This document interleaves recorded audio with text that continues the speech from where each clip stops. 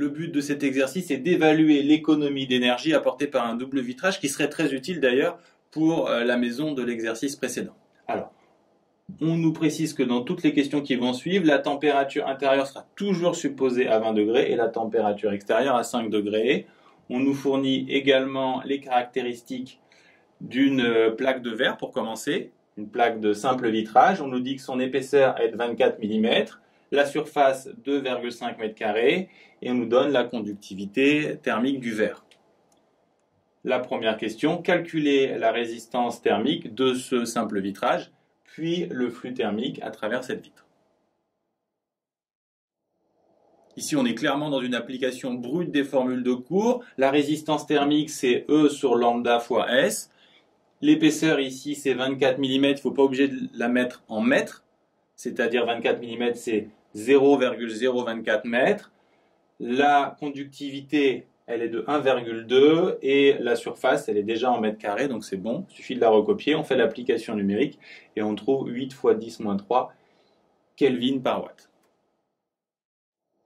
On nous demande ensuite le flux thermique. Évidemment, on va utiliser la formule qui implique la résistance thermique, c'est-à-dire la différence de température entre les parois divisée par la résistance thermique. Cette différence de température, c'est 20 moins 5, autrement dit 15 degrés. On recopie la résistance thermique qu'on a trouvée, ce qui nous fait une fuite thermique à travers cette vitre de 1875 watts.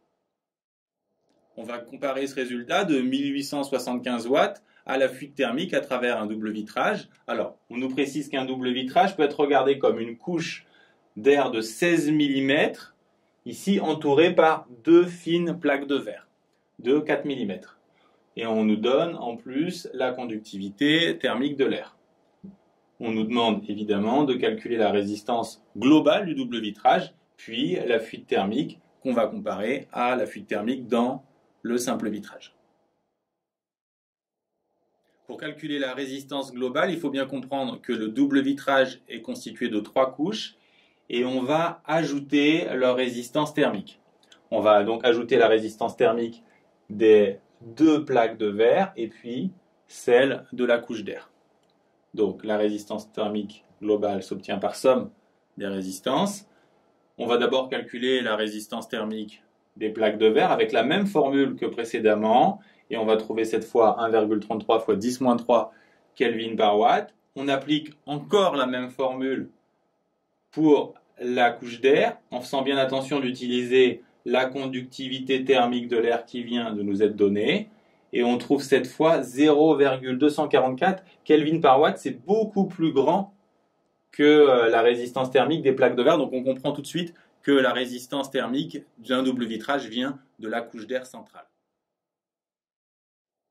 Bon, il ne nous reste plus qu'à sommer les résistances, donc on va faire la résistance thermique de l'air plus 2 fois celle des plaques de verre.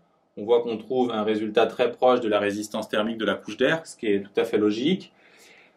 On nous demande ensuite le flux thermique qui traverse le double vitrage. On va appliquer la même formule que précédemment et trouver cette fois 60 watts.